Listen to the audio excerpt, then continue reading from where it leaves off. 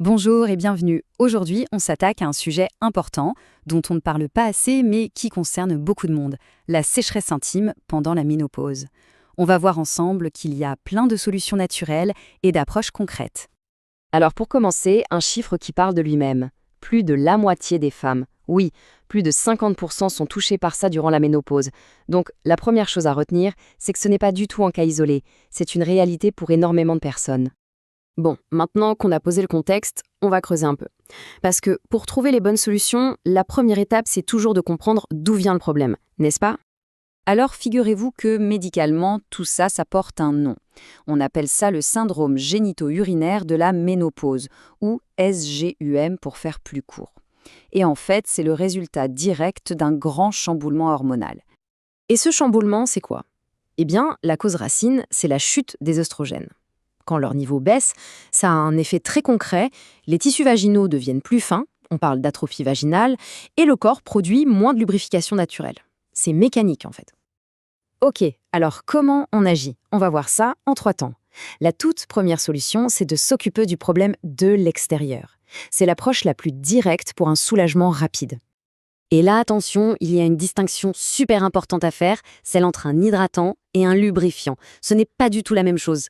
L'hydratant, c'est un soin de fond pour réhydrater les tissus sur le long terme. Le lubrifiant, lui, c'est pour un confort immédiat au moment où on en a besoin. En fait, l'un ne remplace pas l'autre, ils se complètent parfaitement. Alors, quand on choisit un produit, qu'est-ce qu'on cherche sur l'étiquette? Eh bien, il y a des superstars naturelles. L'acide hyaluronique, par exemple, c'est une vraie éponge à hydratation. Les huiles de coco ou d'amandes douces, elles sont là pour nourrir et calmer. Pour des tissus qui sont un peu à vif, ces ingrédients-là, ça peut vraiment tout changer. Voilà pour l'action externe.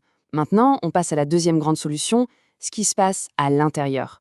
Parce que ce qu'on mange a un impact direct. On va nourrir le corps de l'intérieur pour qu'il retrouve son équilibre.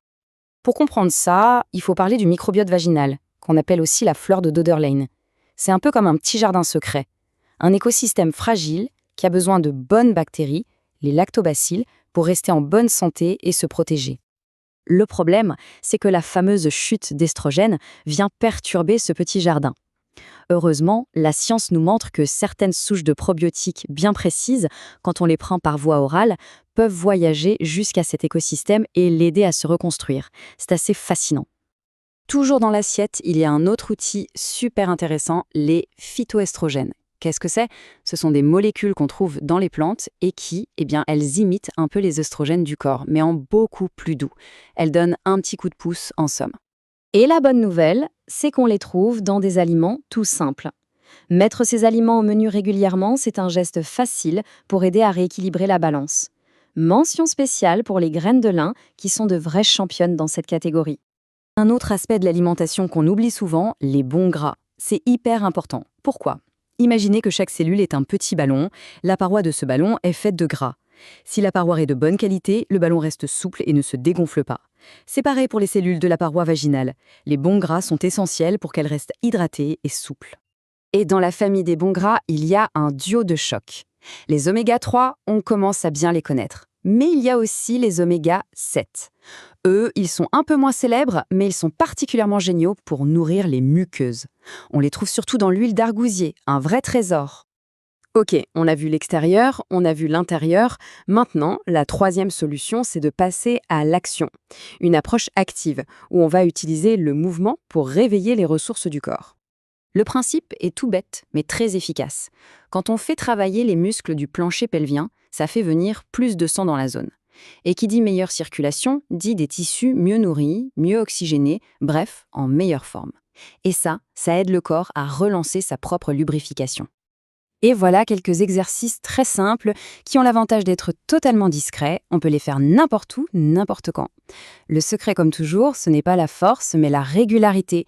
C'est comme aller à la gym, c'est l'entraînement régulier qui va vraiment renforcer le muscle, améliorer la circulation durablement et donc la santé des tissus. Alors, on a vu pas mal de choses. Les soins externes, l'alimentation, les exercices. La question maintenant, c'est comment on met tout ça en musique? Comment on crée une vraie routine de bien-être? On récapitule? Et la clé, vous l'aurez compris, c'est de ne pas choisir une seule solution, mais de les combiner. C'est une approche à 360 degrés. On agit de l'extérieur pour un soulagement direct, on nourrit de l'intérieur pour un effet de fond, et on active le corps pour l'aider à se régénérer lui-même. C'est vraiment la synergie des trois qui est puissante. Maintenant, il y a un point très important. Toutes ces solutions naturelles sont formidables, mais il faut aussi savoir quand il est temps de passer le relais à un professionnel de santé. Très clairement, si les symptômes sont vraiment intenses, si ça fait mal, s'il y a le moindre saignement anormal ou des démangeaisons qui ne passent pas, on ne reste pas seul avec ça. On prend rendez-vous, un médecin pourra vérifier que tout va bien, poser le bon diagnostic et proposer d'autres pistes si c'est nécessaire. En conclusion, ce qu'il faut vraiment retenir, c'est qu'il existe un vrai chemin pour retrouver du confort. En combinant ces différentes approches naturelles, on ne fait pas que gérer un symptôme, on reprend activement le contrôle sur son bien-être. C'est une démarche globale pour retrouver une vraie qualité de vie. La question à se poser maintenant est peut-être par quelle petite action commencer dès aujourd'hui.